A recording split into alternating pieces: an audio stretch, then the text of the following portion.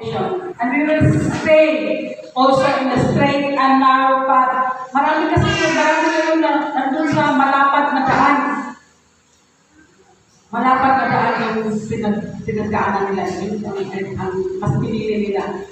But we Christians, but we who want to stay and stand on a strong foundation have to stay in a narrow path.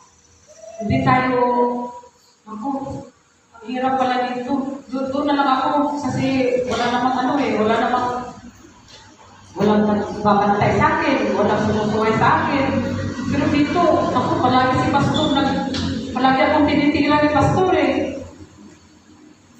Ayoko na dyan. I don't want to go back there. I will stay here. Dito na lang ako.